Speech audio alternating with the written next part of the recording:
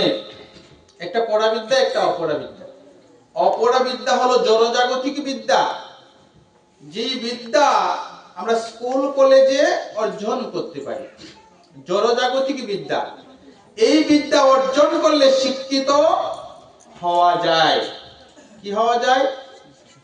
শিক্ষিত হওয়া যায়, কিন্তু সুশিক্ষিত হওয়া যায় না। সুশিক্ষিত হওয়ার জন্য একটা বিদ্যার প্রয়োজন, সেটা হলো পরাবিদ্যা। পরাবিদ্যা কি বলছে? পারমার্থিক বিদ্যা, আধ্যাত্মিক বিদ্যা। যে বিদ্যা অর্জন করলে মানুষ সুশিক্ষিত হতে পারে। সেই বিদ্যা পাওয়া যায় কোথায়? বলতে সেই বিদ্যা পাওয়া যায় আমাদের সনাতনী শাস্ত্র গ্রন্থে, শ্রীমদ্ ভগবদ গীতায়, ভাগবতমে, রামায়ণে সেই বিদ্যা পাওয়া যায়। চৈতন্য চরিতামৃতে সেই বিদ্যা পাওয়া যায়। আমাদের পূর্বে গুরুকুল ব্যবস্থা ছিল, আপনারা জানেন, অনেকেই জানেন। আমাদের শিক্ষা ব্যবস্থাটা ছিল কোথায়? খুবই উন্নত শিক্ষা ব্যবস্থা ছিল, গুরুকুল ব্যবস্থা ছিল। সেখানে বেদ আদি শাস্ত্র গ্রন্থ শিখানোর মাধ্যমে বিদ্যা অর্জন করানো হতো। সেই গুরুকুল ব্যবস্থা, আমাদের সেই গুরুকুল ব্যবস্থা অন্যরা এখন অনুকরণ করে ফেলেছে, আর আমরা হারিয়ে বসেছি, আমাদের মধ্যে নেই।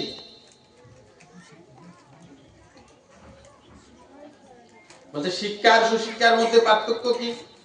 বলছে স্কুল কলেজের শিক্ষায় শিক্ষিত হয়ে, শিক্ষিত হয়েও মানুষ চুরি করতে পারে, পারে কিনা? শিক্ষিত হয়েও মানুষ বাটপারি করতে পারে।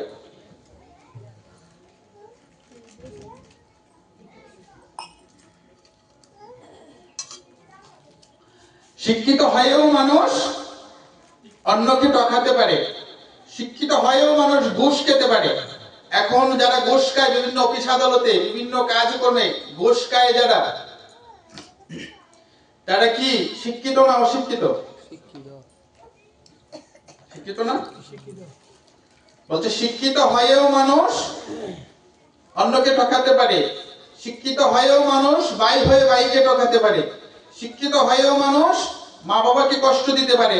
শিক্ষিত হয়েও মানুষ মা বাবাকে বৃদ্ধাশ্রমে রেখে আসতে পারে। এখন যত মা বাবা, আমাদের বাংলাদেশে তো বৃদ্ধাশ্রম একটু কম, ভারতে বৃদ্ধাশ্রমের সংখ্যা অনেক বেশি। এখন যত মা বাবা বৃদ্ধাশ্রমে আছে, এর শতভাগই হলো শিক্ষিত ছেলে মেয়ের মা বাবা। অশিক্ষিত কারো মা বাবা কখনো বৃদ্ধাশ্রমে, তারা কি করে? মোটা টাকা ইনকাম করে, বড় বড় চাকরি করে, হ্যাঁ, বৌমাও চাকরি করে। এখন এই মা বাবার সেবা আমরা করতে পারবো না, গড়ে এই ঝামেলা রাখা যাবে না। কি করতে হবে? মা বাবাকে নিয়ে বৃদ্ধাশ্রমে রেখে আসো, মাসে মাসে মোটা টাকা দিবে, ওইখানে বৃদ্ধাশ্রমে টাকা দিয়ে, মাসে মাসে টাকা দিয়ে মা বাবাকে বৃদ্ধাশ্রমে রাখবে। আপনারা আশ্রয়ন দেখেছেন? যারা নেশাগ্রস্ত হয়, অতিরিক্ত নেশাগ্রস্ত হয়ে গেলে মা বাবা তাকে একটা জেলখানার মতো একটা জায়গায়, সংশোধনাগার, সেখানে দিয়ে আসে। কেন? মাসে মাসে টাকা দিয়ে সে যেন এই নেশাটা, বদ নেশাটা ছাড়তে পারে, সংশোধন হয়ে আসে। এখন মা বাবার জন্য এরকম জেলখানা হয়ে গেছে, বৃদ্ধাশ্রমে টাকা দিয়ে আসে সন্তানেরা।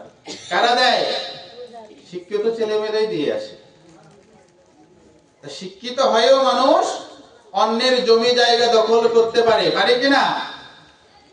শিক্ষিত হয়েও মানুষ বাড়ির সীমানাটা, নিজের বাড়ির সীমানাটা আরেকজনের 4 আঙ্গুল নেওয়া যায় কিনা, সীমানাটা একটু হেলিয়ে দেবে, হ্যাঁ, যে সীমানার মাথাটা ধরলে যেন 4 আঙ্গুল আমার বেশি হয়।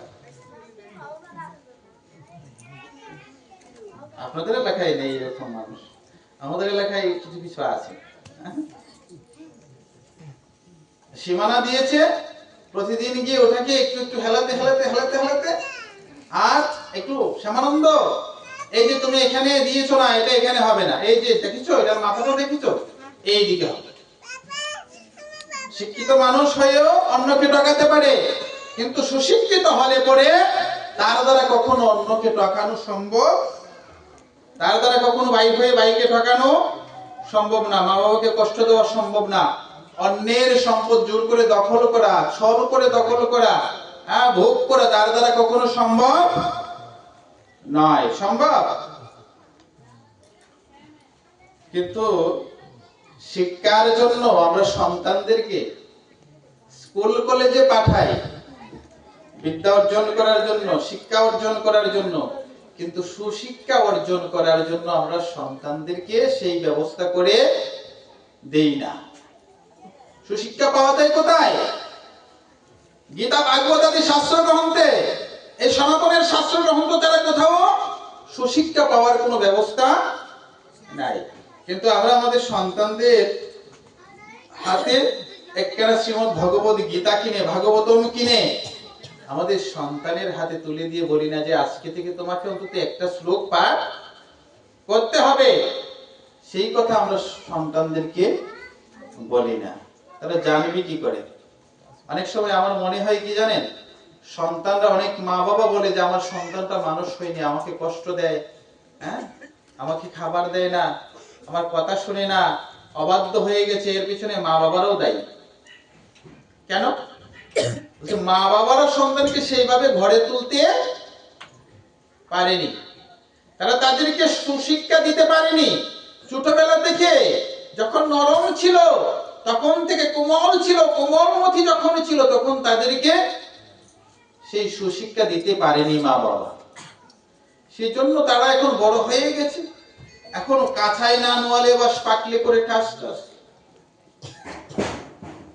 এখন তারা ওইভাবে তৈরি হয়ে, তাদের মস্তিষ্কটা ওই রকম ভাবে তৈরি হয়ে ওঠেনি, যার জন্য তারা এই এখন আচরণ করছে। আমরা কি করছি? আরে জানবে কি করে? সন্তান যদি শাস্ত্র গ্রন্থ না পড়ে তাহলে জানবে কি করে, বুঝবে কি করে?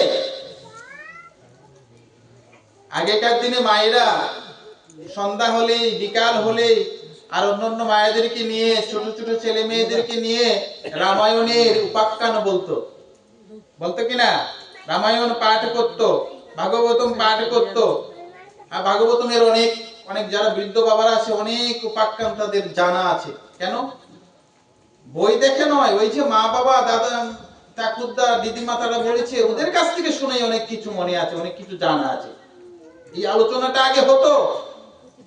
আচ্ছা চিন্তা করুন তো, রামায়ণ বলেছিলাম যে যদি চরিত্র গঠন করতে হয়, মর্যাদাপূর্ণ হতে হয়, তাহলে রামায়ণও পড়তে হবে।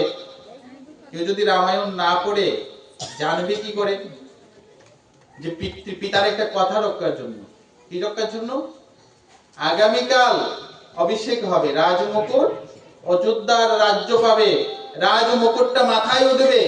আজকে শুনলো যে 14 বছরের জন্য তাকে বনে চলে যেতে হবে। হরে কৃষ্ণ। কি করেছে? সব কিছু ছেড়ে একটা টু শব্দ বলেনি। কেন? পিতৃ সত্য রক্ষার জন্য, পিতার সত্য রক্ষার জন্য, কথা রক্ষার জন্য 14 বছরের জন্য বনে চলে গেছে। আগামীকাল রাজা হবে। এখন হলে কি করতো? পিতার সঙ্গে বিদ্রোহ হতো কিনা? পিতাকে একেবারে কোথায়? কারাগারে ভরে দিত, দিয়ে নিজে রাজা হয়ে বসে যেত। যদি না পড়ে রামায়ণ, তাহলে বুঝবি কি করে যে পিতার একটা কথা রক্ষা কতটুকু মূল্য? জানবি কি করে যে লক্ষ্মণ ছিল ছোট ভাই, লক্ষ্মণ ছোট ভাই ছিল, দাদার সেবা করার জন্য, বড় ভাইয়ের সেবা করার জন্য সে রাজ্য সুখ বনবাস হয়েছিল শ্রী রামচন্দ্রের, লক্ষ্মণের তো হয়নি। তো লক্ষ্মণ তার সমস্ত রাজ্য সুখ বঞ্চিত হয়ে আর নিজের স্ত্রীকে রাজমহলে রেখে সব কিছু ছেড়ে শ্রী রামচন্দ্রের সেবা করার জন্য 14 বছরের জন্য তিনিও সঙ্গে বনে চলে গেলেন। এখনকার যুগে এরকম দাদা ভাই আছে? ভাই আছে? নাই কেন? জানি না আমরা। শাস্ত্র গ্রন্থ তো আমরা ঠিকভাবে বাচ্চাদেরকে পড়াচ্ছি না। আরে ওই রকম ভগবানের মতো তো হবে না, কিন্তু কিছু গুণ তো থাকার প্রয়োজন আছে কিনা? থাকতো যদি আমরা সেভাবে ঘরে তুলতে পারতাম। সীতা মায়েরও তো বনবাস হয়েছিল না, শুধু রামচন্দ্রের হয়েছিল। সীতা মাকে সবাই বলছে যে শোনো, তুমি এই জঙ্গলে গিয়ে পারবে না, কণ্টকাকীর্ণ রাস্তা, আর বনে বনে একজন স্ত্রী লোকের বাস করা খুবই কষ্টসাধ্য ব্যাপার। সীতামা বলছে, যদি যতই কষ্ট হোক, স্বামীর চরণই হলো স্ত্রীর সর্বোত্তম উৎকৃষ্ট জায়গা। সেখানে আমি আমার স্বামীর চরণ সেবা ছাড়া আর এই রাজমহলে আমি সুখ পাবো না, আমি আমার স্বামীর সঙ্গেই চলে যাবো। এখনকার যুগে এরকম অনেক আছে, অনেক মায়েদের মধ্যে এই গান নেই, অনেক আপনাদের এখানেও নেই, অনেক জায়গায় এরকম আছে। একটু অঘটন হয়েছে বিভিন্ন কারণে, বনিবনায় একটু সমস্যা হয়েছে, বা অসুস্থ হয়ে গেছে, বা কোনো কারণে আর্থিক অসচ্ছলতা হয়ে গেছে, অনেক স্ত্রী অনেক মায়েরা তার স্বামীকে ত্যাগ করে দিচ্ছে। চিন্তা করা যায়? শুনতে পান না এরকম ঘটনা বাবা? তো যদি ওই রকম এর শাস্ত্র গ্রন্থের শিক্ষা যদি আমরা সন্তানদেরকে দিতে পারতাম, তাহলে আর আমাদের এই দিনটা দেখতে হতো না। তারা কি হতো? তাদের মধ্যে মনুষ্যত্ব থাকতো। এগুলো হলো কি মনুষ্যত্ব তৈরি করার কারখানা এগুলো।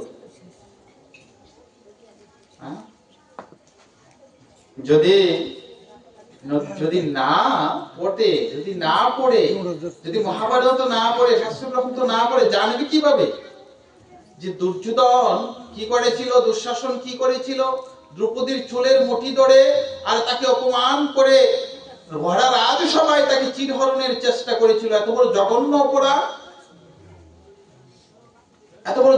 অপরাধ করেছিল। সেজন্য তার পরিণতি কি হয়েছিল? যে পরিণতিটা হয়েছিল 100 ভাই ছিল। কত ভাই? সবাইকে কুরুক্ষেত্রে নিধন হতে হয়েছে। রাবণ সীতামাকে অপহরণ করেছিল, স্বর্ণলঙ্কার রাজা হয়ে, পুলস্ত্য ঋষির বংশধর হয়ে, ত্রিলোক বিজেতা, শক্তির অভাব নেই, টাকার অভাব নেই, কোনো কিছুর অভাব নেই। চতুর্বেদের গাথা ছিল, এত বড় ব্রাহ্মণ পণ্ডিত ছিল ব্রাহ্মণ। এত কিছু হয়েও তাকে কি হয়েছে? তার সব কিছু ধ্বংস হয়ে গেছে, নিজেও ধ্বংস হয়েছে। কেন? বলছে সে পরস্ত্রী অপহরণ করেছিল। এখনকার সমাজে এরকম অনেক অনেক মাতাজিকে অনেকেই কিন্তু অনেক ছেলে মেয়েরা অসম্মান করে কথা বলে, অসম্মান করার চেষ্টা করে। যদি তারা শাস্ত্র গ্রন্থ পড়তো, তাহলে তাদের ওই চৈতন্য হতো, তারা শিক্ষিত, তাদের মধ্যে মনুষ্যত্ব থাকতো। আমরা কি করি? 20-30 হাজার টাকা দামে আরো দামি দামি মোবাইল ছেলে মেয়েদের হাতে তুলে দিচ্ছি, ছোট ছোট ছেলে মেয়েদের হাতে। তারা জানেও না মোবাইল কি জিনিস। অথচ 500-1000 টাকা দিয়ে একখানা গ্রন্থ কিনে সন্তানের হাতে দিয়ে বলছি না, তোমার আজকে থেকে স্কুলের পড়া রুটিনের সঙ্গে এটা 20 মিনিট করে অ্যাড করে এটা তোমাকে পড়তে হবে, এটা আমরা করছি না। এই নিয়ম তৈরি করে দিচ্ছি না যে প্রত্যেকদিন তোমাকে স্নান করে আর ঠাকুর করে গিয়ে একটু গীতা পাঠ করে তারপরে পড়তে বসো বা স্কুলে যাও। এই নিয়মটা আমরা তৈরি করে দিচ্ছি না। আমরা যারা এরকম করছি না, তো ওই রকম সন্তানের কাছ থেকে আমরা ভালো ব্যবহার আশা করি কিভাবে? তারা কিভাবে জানবে? যুধিষ্ঠির মহারাজ জীবনে একটাও মিথ্যা কথা বলেনি, যার জন্য সশরীরে পায়ে হেঁটে স্বর্গে চলে গেছে। এখনো যদি জগতে এরকম কেউ থাকে যে জীবনে একটাও মিথ্যা কথা বলেনি, একটাও মিথ্যা কাজ করেনি, একটাও প্রতারণা করেনি, সে এখনো সশরীরে স্বর্গে যেতে পারবে। কিন্তু এরকম লোক জগতে